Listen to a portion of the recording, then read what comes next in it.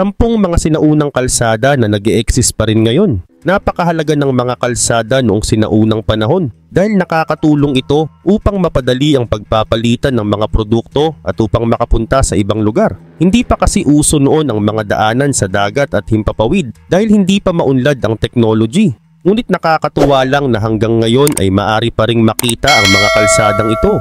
Kung kaya't sa video na ito ay aalamin natin ang 10 mga sinaunang kalsada na nag-i-exist pa din hanggang ngayon. Kaya naman simulan na natin.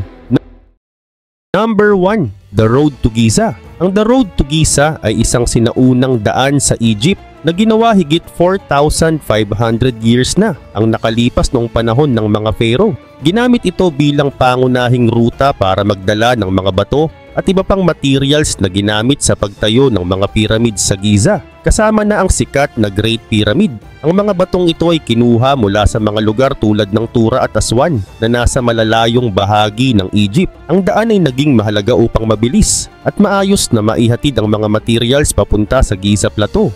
Kahit simple lamang ang technology na ginamit ng mga sinaunang Egyptians ay naging epektibo ang daan sa paghakot ng malalaking bato. Gumamit sila ng mga ramp at bangka upang magdala ng mabibigat na materials sa malalayong lugar. Ang ilan sa mga bahagi ng The Road to Giza ay nananatili pa rin hanggang ngayon, lalo na ang mga koneksyon mula sa Nile River patungo sa Giza. Bagaman maraming bahagi ang nasira dahil sa paglipas ng panahon at pagbabago sa kalikasan, ay may mga natitira pa ring ebidensya na pinag-aaralan ng mga eksperto upang maintindihan ang mga sinaunang pamamaraan ng transportasyon at pagtatayo. Subalit ang daang ito ay hindi lang ginagamit sa construction, kundi pati na rin sa mga seremonyal at ritual na gawain ng mga ancient Egyptians. Dito dumadaan ang mga pari, manggagawa at mga opisyal para makarating sa mga libingan ng mga hari at isagawa ang mga mahalagang seremonya. Ipinapakita nito kung gaano kalaki ang papel ng The Road to Giza sa kultura at spirituality ng mga Egyptians noon. Sa kasalukuyan, ang Giza Plateau ay isang sikat na destinasyon para sa mga turista mula sa buong mundo. Marami pa ring mga archaeologist ang patuloy na nag-aaral ng The Road to Giza upang mas maunawaan ang kanilang technology at sistema ng transportasyon. Ang ilang bahagi ng sinaunang daan ay makikita pa rin at nagbibigay ito ng mas malalim na kaalaman tungkol sa mga sinaunang panahon.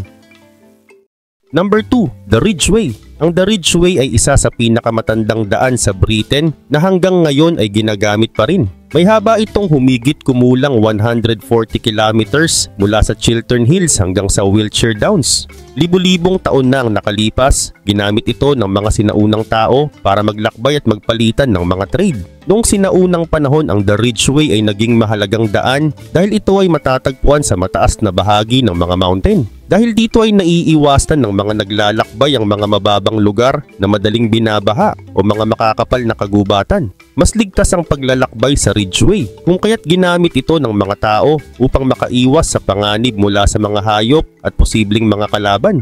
Maliban dito, ginamit din ng The Ridgeway bilang ruta para sa trading.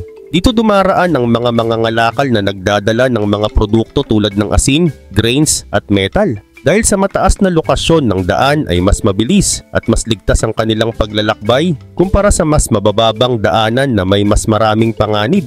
Bukod sa kalakalan, ang Ridgeway ay dumadaan sa ilang mga historical sites. Isa na rito ang Uffington White Horse. Ito ay isang sinaunang ukit ng kabayo sa gilid ng burol, at ang Avebury na isang lugar na may malalaking batong nakatayo na mas malaki pa sa Stonehenge. Maraming sinaunang libingan at iba pang istrukturang natagpuan sa paligid ng daan na patunay sa kahalagahan nito sa kasaysayan ng Britain.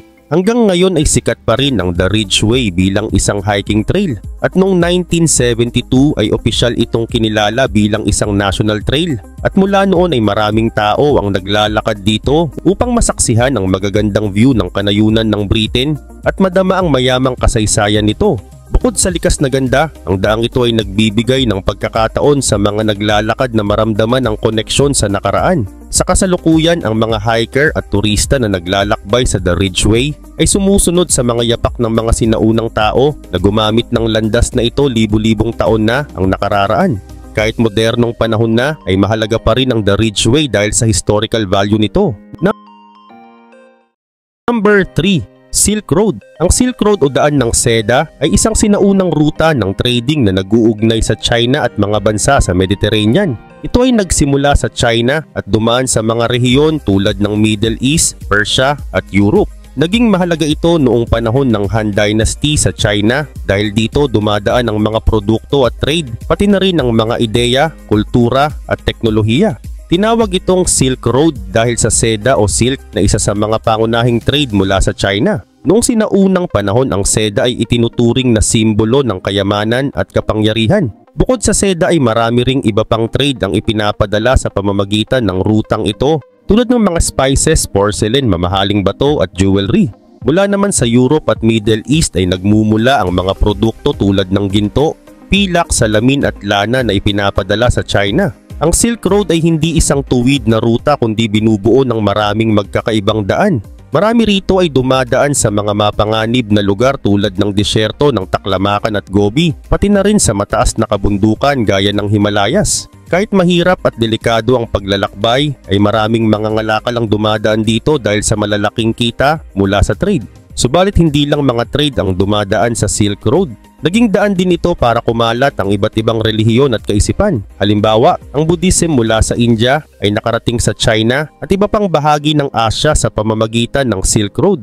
Pati ang Islam ay kumalat mula sa Middle East. Bukod pa rito, ang mga bagong invention tulad ng paggawa ng papel at gunpowder mula sa China ay kumalat din sa Europe at iba pang lugar sa pamamagitan ng rutang ito. Pero sa kabila ng pagiging delikado ng paglalakbay sa Silk Road ay naging mahalaga ito para sa ekonomiya at kultura ng maraming bansa. Kahit bumaba ang paggamit ng Silk Road nang magkaroon ng mga bagong ruta sa dagat, ay marami pa rin sa mga lugar na dinaanan nito ang ginagamit ngayon. Sa modernong panahon ay sinisikap ng China na buhayin muli ang rutang ito sa pamamagitan ng kanilang Belt and Road Initiative. Ito ay isang proyekto na naglalayong palakasin ang trading at koneksyon sa pagitan ng Asia, Europe at Africa. Number 4. Via Augusta. Ang Via Augusta ay isang sinaunang kalsada na itinayo ng mga Romano sa Spain at isa ito sa pinakamatagal na kalsadang ginagamit pa rin hanggang ngayon. Itinayo ito noong panahon ni Emperor Augustus kung kaya't ipinangalan ito sa kanya. Ang kalsadang ito ay isa sa pinakamahaba sa buong imperyo ng Roma na may haba na halos 1,500 kilometers. Ang Via Augusta ay nagsisimula sa Cadiz sa timog ng Spain at umaabot hanggang sa mga Pyrenees, ang mga bundok na naghahati sa Spain at France. Dumadaan ito sa mga kilalang lungsod gaya ng Seville, Cordoba, Valencia at Barcelona. Noong panahon ng mga Romano ay mahalaga ang kalsadang ito para sa trading at transportasyon. Dito dumadaan ang mga produkto, pagkain at iba pang gamit mula sa Hilaga hanggang sa timog ng bansa. Ginamit din ng Via Augusta ng mga sundalong Romano para mabilis silang makapaglakbay sa iba't ibang lugar, lalo na kapag may labanan o kailangan ng dagdag na puwersa sa isang rehiyon. Dahil dito ay napalakas ng mga Romano ang kanilang kontrol sa Iberian Peninsula. Sa tabi ng kalsada ay makikita ang mga batong tinatawag na milestones. Ang mga ito ay nagsasaad ng layo ng mga lugar mula sa isa't isa. Ang ilang milestones ay makikita pa rin hanggang ngayon. Samantala, kahit ilang siglo na ang lumipas, ay nananatili ang mga bahagi ng Via Augusta sa modernong Spain. May mga lugar na ginagamit pa rin bilang kalsada para sa mga sasakyan, habang ang ibang bahagi naman ay ginawang mga daanan para sa mga naglalakad o hiking trail ng mga turista. May mga proyekto ang gobyerno upang pangalagaan at ayusin ang mga natitirang bahagi ng kalsadang ito dahil isa itong mahalagang bahagi ng kasaysayan ng bansa. Sa kabilang banda, ang Via Augusta ay patunay ng kakayahan ng mga Romano sa paggawa ng mga infrastruktura na tumagal ng libu-libong taon. Ngayon ito ay itinuturing na mahalagang bahagi ng kasaysayan ng Spain at ng Europe. Marami pa rin ang bumibisita at nag-aaral ng kalsadang ito upang mas maunawaan ang naging papel nito sa pagpapalakas ng trading at transportasyon noong sinaunang panahon. Number 5. Camino de Biru. Ang Camino de Biru o tinatawag ding Kapak niyan ay isang sinaunang daan na nagdudugtong sa Brazil at Peru. Ito ay bahagi ng malawak na network ng mga kalsadang itinayo ng mga Inca na umaabot ng halos 40,000 kilometers sa buong rehiyon ng Andes sa South America. Ginamit ng mga Inca ang mga kalsadang ito para sa trading, komunikasyon at paggalaw ng kanilang mga sundalo. Sakop ng network na ito ang mga lugar na ngayon ay bahagi ng Ecuador, Colombia, Peru, Bolivia, Chile at Argentina. Sa kabila ng maraming taon at pagbabago sa paligid, ang maraming bahagi ng kapak niyan ay nasira o nawala dahil sa kalamidad at panahon. Pero may ilang bahagi tulad ng Camino de Biru na nananatiling buo at ginagamit pa rin ng mga tao hanggang ngayon. Patunay ito ng husay ng mga Inca sa paggawa ng mga kalsada. Kahit pa ito ay dumadaan sa mga mahihirap na lugar tulad ng kabundukan ng Andes at makakapal na gubat ng Amazon. Ang daang ito ay nagsisilbing tulay para sa mga komunidad sa pagitan ng baybayin, lambak at mga bundok at mahalaga sa trading noong panahon ng mga Inca. Ang Camino de Biru ay dumadaan sa iba't ibang anyo ng kalikasan mula sa matarik na mga burol hanggang sa makapal na kagubatan. Upang gawing mas ligtas at mas madali ang paglalakbay ay nagtayo ang mga Inca ng mga tulay, hagdan at mga kalsadang gawa sa bato. Marami sa mga bahagi ng daan na ito ay nananatiling buo at ginagamit pa rin ng mga local communities, lalo na ng mga katutubo sa Andes na patuloy na umaasa sa kalsadang ito para sa kanilang pang-araw-araw na buhay at hanapbuhay. Samantala, ang daang ito ay hindi lamang naging mahalaga para sa trading at paglalakbay noong sinaunang panahon, kundi bahagi rin ito ng kultura at kasaysayan ng mga Inca. Sa kasalukuyan ay kinikilala ng UNESCO ang kapak niyan bilang isang World Heritage Site upang maprotektahan at mapanatili ang mga natitirang bahagi ng mga sinaunang kalsadang ito. Kasama sa mga protektadong bahagi ang ilang lugar ng Camino de Biru kung saan isinasagawa ang mga proyekto upang maayos at ma-preserve ang mga nasirang bahagi ng kalsada. Karagdagan pa, ang Camino de Biru ay mahalaga rin sa pag-unawa sa pakikipag-ugnayan ng mga sinaunang sibilisasyon sa South America. Ipinapakita ng mga ebidensya na ang mga Inca ay mahusay hindi lamang sa pagpapalawak ng kanilang teritoryo, kundi sa paggawa ng mga daan upang mas mapabilis ang paggalaw ng mga tao at trading. Number 6. The King's Highway. Ang The King's Highway sa Jordan ay isa sa pinakalumang daan sa buong mundo na ginagamit pa rin hanggang ngayon. Nagsimula ito noong sinaunang panahon at nag-uugnay ng Egypt, Syria at Jordan. May haba ito na 335 kilometers at nagmumula sa Aman sa hilaga hanggang sa Aqaba sa timog. Samantala noong unang panahon ay mahalaga ang The King's Highway para sa mga mangangalakal, sundalo at manlalakbay. Ginamit ito ng mga sinaunang imperyo tulad ng mga Egyptian, Babylonian, Assyrian at Romano. Kilala rin ito bilang ruta ng trading kung saan dinadala ang mga spices, silk at iba pang produkto mula Asia at Arabia patungo sa Europe. Nabanggit din ng daang ito sa Biblia kung saan humiling ang mga Israelites na dumaan dito patungo sa lupang pangako mula Egypt pero tinanggihan sila ng hari ng Edom. Sa panahon ng mga Romano ay pinalawak nila ang The King's Highway at ginawang opisyal na kalsada ng kanilang imperyo. Nagdala ito ng mas maayos na trading at connection sa pagitan ng Jordan at ibang mga bahagi ng Roman Empire. Naging mahalaga rin ang rutang ito para sa mga manlalakbay na naglalakbay patungo sa mga banal na lugar tulad ng Jerusalem at Mecca. Sa ngayon ay ginagamit pa rin ang The King's Highway bilang pangunahing kalsada sa Jordan. Pero kilala rin ito bilang isang sikat na ruta ng mga turista. Dumadaan ito sa mga kilalang lugar tulad ng Petra, ang lungsod na inukit sa bato ng mga nabatean, ang Wadi Mujib na kilala sa malalim nitong bangin, at ang mga bayan ng Madaba at Karak. Ang Madaba ay kilala sa mga mosaic ng Byzantine, lalo na ang mosaic map ng Jerusalem at ng Holy Land. Sa Karak naman ay makikita ang isang malaking castle na itinayo noong panahon ng mga krusada. Ngunit bukod sa pagiging daan, ang The King's Highway ay parang isang buhay na museum dahil sa dami ng mga makasaysayang lugar na makikita dito tulad ng mga sinaunang templo, libingan at tirahan.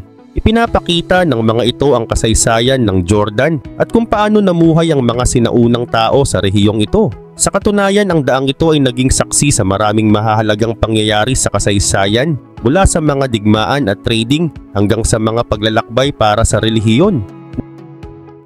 Number 7. San Bernardino Pass. Ang San Bernardino Pass ay isang lumang daan sa Switzerland na ginagamit pa rin ngayon. Matatagpuan ito sa Alps at may taas na 2,065 meters. Pinagdudugtong nito ang mga lugar ng Hinterrhein at Mesolcina sa rehiyon ng Graubünden. Kahit modernong kalsada na ito ngayon, ang kasaysayan nito ay nagsimula pa noong panahon ng mga Romano. Samantala, ginamit ang San Bernardino Pass bilang ruta ng mga tao at trading noon. Ang mga Romano ay dumaraan dito upang magdala ng mga produkto tulad ng asin at wool mula Italy patungo sa Northern Europe. Mahalaga ang daan na ito dahil nag-uugnay ito sa hilaga at timog ng Alps, kung kaya't madalas itong daanan ng mga sundalo, mga ngalakal at manlalakbay. Malaki rin ang papel nito sa pakikipag-trading at pakikipag-ugnayan ng iba't ibang lugar sa Europe. At noong Middle Ages ay patuloy na dumadaan dito ang mga mangangalakal at mga taong naglalakbay patungo sa mga banal na lugar sa Southern Europe. Dahil dito ay naging mahalaga ito sa pagpapalitan ng trade at kultura sa pagitan ng hilaga at timog ng kontinente. Maraming manlalakbay ang ginamit ang daang ito para makarating sa iba't ibang lugar sa Europe. Sa makabagong panahon, ang San Bernardino Pass ay bahagi na ng isang modernong daanan para sa mga motorista. Noong 19th century ay inayos ang kalsadang ito upang gawing mas madali at ligtas ang pagbiyahe. Noong 1967 naman ay itinayo ang San Bernardino Tunnel para mas mabilis at ligtas na makatawid sa ilalim ng bundok, lalo na tuwing taglamig. Pero ang orihinal na daan sa ibabaw ng pass ay nanatili pa rin at ginagamit ng mga nais masaksihan ang kagandahan ng view at kasaysayan ng lugar. Sa ngayon, ang San Bernardino Pass ay paboritong puntahan ng mga turista at adventurer. Maraming dumadaan dito para mag-hiking, mag-bike o magmaneho upang makita ang magagandang lugar sa Alps kasama ang mga lawa at bali. Maliban sa likas na view ay makikita rin dito ang mga makasaysayang gusali tulad ng mga lumang monastery na dati pahingahan ng mga naglalakbay. Number 8. Nakasendo. Ang Nakasendo ay isang makasaysayang daan sa Japan na nag-uugnay sa mga lungsod ng Kyoto at Tokyo noong Edo period.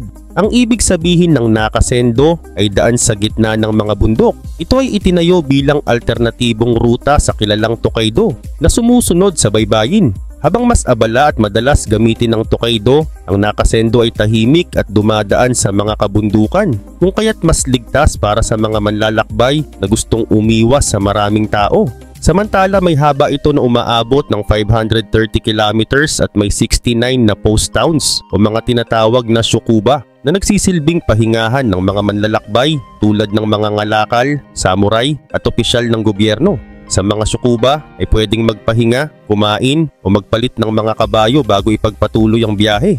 Hanggang ngayon ay may mga bayan tulad ng Magome at Chumago na napanatili ang kanilang makasaysayang anyo. Dinadayo ito ng mga turista na gustong makita ang buhay noong sinaunang panahon. Gayun din naman, ang Nakasendo ay itinayo noong panahon ni Shogun Tokugawa Ieyasu para mapabilis ang paglalakbay at komunikasyon sa pagitan ng Kyoto at Edo. Dahil dumadaan ito sa mga bundok, kagubatan at ilog ay naging mahirap ang paglalakbay dito noong araw. Subalit maraming manlalakbay ang humahanga sa mga magagandang tanawin na makikita sa daan tulad ng mga bundok ng Kiso at Lake Biwa. Hindi lamang praktikal ang daan na ito, kundi nagbibigay din ito ng pagkakataon para makitang muli ang kagandahan ng kalikasan ng Japan. Sa kasalukuyan ay hindi na lahat ng bahagi ng Nakasendo ay ginagamit dahil napalitan na ito ng mga modernong daan at tren. Pero may mga bahagi pa rin ng daan na napanatili at maaring lakarin. Ang ruta sa pagitan ng Magome at Chumago ay isa sa mga sikat na bahagi na pwedeng tahakin ng mga turista. Dito ay makikita ang mga lumang bahay na yari sa kahoy, mga Buddhist temple at mga tea house. Dahil sa maingat na pangangalaga, ang mga lugar na ito ay parang bumabalik sa nakaraan at nagbibigay ng makasaysayang karanasan sa mga bisita. Maraming turista ang sumasali sa mga walking tours upang tahakin ang ilang bahagi ng Nakasendo. Sa bayan ng Narajuku, halimbawa, ay makikita ang mga lumang bahay at mga tindahan na nagbebenta ng tradisyonal na mga produkto. Number 9. Persian Royal Road. Ang Persian Royal Road ay isang sikat na sinaunang kalsada na itinayo noong panahon ng Persian Empire. Ipinagawa ito ni Darius I noong mga 500 BCE upang madaling mag-ugnayan ng iba't ibang bahagi ng imperyo.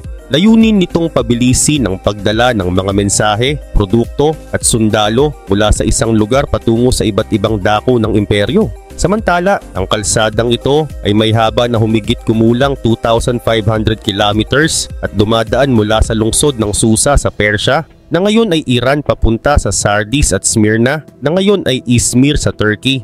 Dahil sa kalsadang ito ay napagdugtong ang mga rehiyon tulad ng Mesopotamia, Armenia at Asia Minor. Tumatawid ito sa iba't ibang uri ng lupain tulad ng disyerto, kabundukan at kapatagan, kung kaya't mahalaga ang mga post station na matatagpuan tuwing 25 hanggang 30 kilometers. Sa mga post station na ito nagpapalit ng mga kabayo ang mga messenger at sundalo para mas mabilis na makapaglakbay. Karagdagan pa dito, ang isang mahalagang dahilan kung bakit naging kilala ang Persian Royal Road ay ang bilis ng komunikasyon na naibigay nito.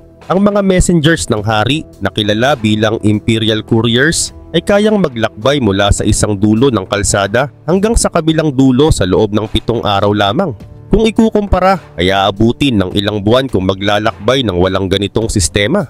Patuloy rin ang biyahe ng mga messengers at nagpapalit sila ng kabayo sa mga post station para masigurong mabilis nilang maiparating ang mga mensahe. Bukod sa komunikasyon ay malaking tulong din ang daang ito sa trading. Dito dumaraan ng mga mangangalakal na may dalang iba't ibang produkto tulad ng wool, jewelries, spices at mga metal. Ang kalsadang ito ay naging daan upang mabilis at maayos na makapagpalitan ng trading ang mga tao mula silangan at kanluran na nagpalago sa ekonomiya at kultura ng buong imperyo. Kahit hanggang ngayon ay may mga bahagi ng Persian Royal Road na makikita pa rin, lalo na sa Iran at Turkey. Patunay ito na mahalaga ang kalsadang ito sa sinaunang panahon. Isa rin itong halimbawa ng maayos na infrastructure na ginawa ng mga Persians na nakatulong hindi lamang sa komunikasyon kundi pati na rin sa trading at pamamahala ng imperyo. Number 10. Khmer Highway. Ang Khmer Highway o kilala rin bilang Ancient Khmer Road ay isang sinaunang kalsadang nag-uugnay sa mga mahalagang lugar ng Khmer Empire, partikular sa Cambodia at Thailand. Itinayo ito mula 9th hanggang 15th century upang magsilbing daan sa pagitan ng mga lungsod, templo at sentro ng trading ng imperyo. Gayun din ang Khmer Highway ay hindi lamang ginagamit para sa trading at sa mga hukbo, kundi pati na rin sa mga religious activities. Ang mga tao ay gumagamit nito upang magdala ng mga produkto mula sa mga probinsya papunta sa sentro ng imperyo at para maikalat ang relihiyon at kultura ng Khmer. Sa ilalim ng pamumuno ni Jayavarman VII, isa sa mga pinakatanyag na hari ng Khmer, ay pinalawak ang mga kalsada upang maiugnay ang mga templo tulad ng Angkor Wat at Preakan sa Cambodia, pati na rin ang Phimai sa Thailand. Karagdagan pa dito, ang Khmer Highway ay kilala rin sa mga kalsadang bato at matibay na mga tulay na itinayo ng mga sinaunang Khmer.